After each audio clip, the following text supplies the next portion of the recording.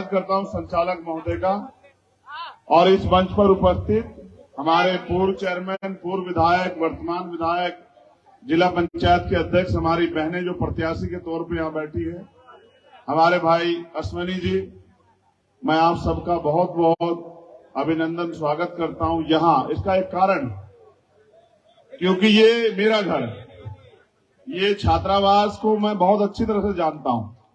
इस छात्रावास ने हमें बहुत कुछ दिया, बड़े बड़े अधिकारी, नेता, बहुत कुछ, इसलिए मैं आपका अभिनंदन यहाँ कर रहा हूं। ये भले ही क्षेत्र आपका हो, लेकिन सच ये है कि इस क्षेत्र में पिछली बार जब आए, छात्रावास के कई कमरे मुझे गिनाए हमारे सीनियर लोगों ने कि हम यहाँ रह के पढ़े हैं। कई अधिकारी मुझे मिले जो बताते मैं उस कमरे में था, मैं उस कमरे में था। ये सिर्फ छात्रावास नहीं, ये हमारा इतिहास है, ये हमारा जो है यहाँ इतिहास है। इसको धन्यवाद नमन करता हूं मैं। और फिर यहाँ जो उपस्थित हमारे सम्मानित लोग बैठे हुए हैं, अनेक धर्म जाति से मिलकर बना है भारत। मैं आपका भी बहुत बहुत धन्यवाद करता हूं कि एक लंबे समय से आप यहाँ बैठे हुए हैं। मुझे जो बातें आपसे कहनी है वो मैं बहुत कम शब्दों में कह दूंगा। मुझसे पूर्व वक्ताओं ने सब कुछ कह दिया है। वास्तविकता में हालात अच्छे नहीं है, तो पुनः अपनी बात को शुरुआत करते हुए मैं समय समय पे जो संत गुरु महापुरुष इस भारत की धरती पर जन्मे हैं, जिन्होंने, अभी हमारे पूर्व विधायक जैन साहब कह रहे थे कि मैं कॉमरेड हूं, मैं जातिवाद को नहीं मानता।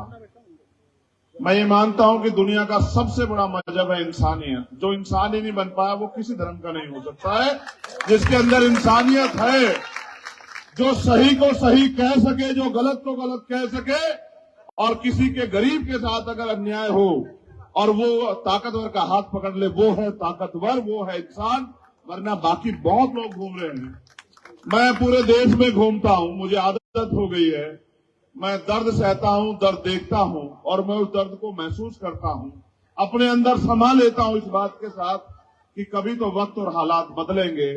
और अगर मेरे हिस्से में ये कुदरत ने आशीर्वाद दिया है, ताकत दी कि मैं उनके आंसू पहुंच पाऊं, मैं उनके दुख को कम कर पाऊं, अगर मैं उनको एक कदम भी आगे बढ़ा पाऊं, तो मैं उसके लिए खुद को धन्य समझूंगा।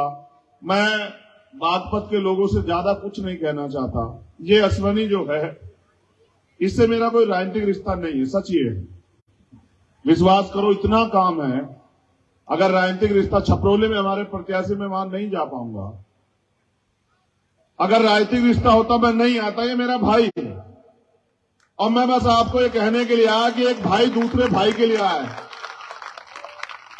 और क्यों आया हूं ये भी बता रहा हूं आपको। इसलिए आया, देखो चुनाव होते हैं, चुनाव 2022 में हुआ, चुनाव 2019 में हुआ, चुनाव 2020 में हुआ, 17 में हुआ, उससे पहले भी हुआ। आजाद हम लोग 1947 में हो गए थे। अधिकार हमें 26 जनवरी 1950 को मिलने शुरू हुए। लेकिन सच ये है, इस पूरी लड़ाई में एक वोट ही ऐसी शक्ति है जो बड़े से बड़े ताकतवर को जमीन पर गिरा सकती है और बड़े से बड़े कमजोर व्यक्ति को जमीन से उठाकर ताकतवर बना सकती है। आपने उसको मौका नहीं दिया। कारण क्या रहेंगे मैं नहीं जानता। आपने इसको मौका नहीं दिया। मैंने इसका दिल देखा है। एक दिन जब हम इकट्ठे बैठे तो ये मुझसे कोई बात शेयर कर रहा था, मुझे एहसास हुआ उसका दिल बहुत प्यारा है। और जिसका दिल प्यारा है ना, उसको फिर आपको कुछ बताने की जरूरत नहीं है। इसके दिल में वास्तविकता में दर्द है, लोगों के लिए कुछ करना चाहता है इस क्षेत्र के लिए, और दो बार निराश हुआ है। मेरे पास एक लंबी लिस्ट है जो हमारे सम्मानित जो यहां नेतागण बैठे उनसे तो मैं अपील करूंगा कि आप अपनी जिम्मेदारी को अदा करना। लेकिन मैं अपने लोगों से स्पेशली ये कह रहा हूं कि मैं आपसे अपील करने के लिए नहीं आया, मैं आपको जिम्मेदारी देने के लिए आया हूं। जिम्मेदारी कि मेरे मान सम्मान की और मेरे रिश्ते की रक्षा करना आपकी जिम्मेदारी है। मैंने कभी आपको निराश नहीं किया। मैं और जगह जाता हूं तो वोट के लिए कहता हूं। मैं यहां आपको ये कह रहा हूं क्योंकि यहां की चलती हवा ये कह रही है बार बार, जिसका जिक्र हो रहा है। ताकतवर लोग कह रहे हैं कि हम पैसे पे खरीद लेंगे, कोई कह रहा है हम शराब पे खरीद लेंगे, कोई कह रहा है हम उपहार पे खरीद लेंगे, और आगे बढ़ के ये कह रहे हैं, क्या कह रहे हो बताऊंगा, उससे पहले सुन लो। कभी कभी ताकत आदमी को अंधा कर देती है। सिर्फ अंधा नहीं करती, बहरा भी कर देती है, गूंगा भी कर देती है। ताकत आदमी को अहंकारी मदहोशी भी कर देती, उसको कुछ दिखाई नहीं देता सही और गलत।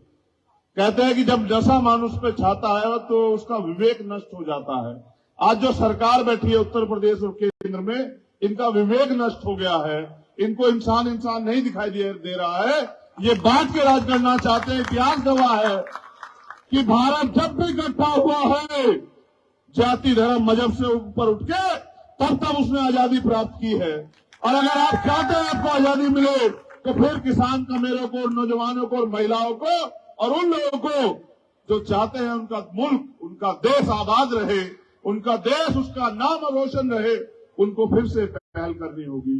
वो कह रहे हैं जो मैं आपसे कह रहा था कि अश्वनी तंवर वोट तो ले जाएगा, हम गिनती में हम जीत जाएंगे। वो ना समझ है, नादान है। वो बड़ौद के इतिहास को नहीं जानते हैं। वो बागपत की मिट्टी के बलिदान को नहीं जानते हैं। वो नहीं जानते हैं ये वो धरती है जिन्होंने अंग्रेजों के बाद सत्ते किए हैं।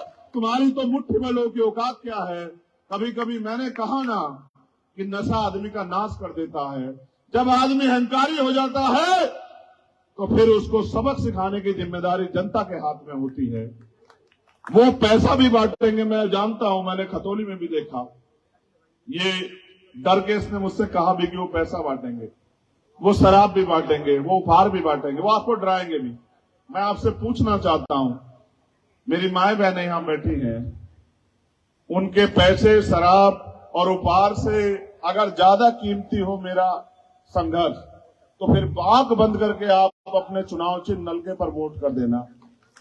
कोई पैसा, मैं अपने समाज को जानता हूं, हमारे सीनियर लोग यहां खड़े, बाबू नंदाल जी और हमारे और सीनियर लोग, मैं अपने समाज को जानता हूं। ये जिसका हाथ पकड़ लेता है छोड़ता नहीं है।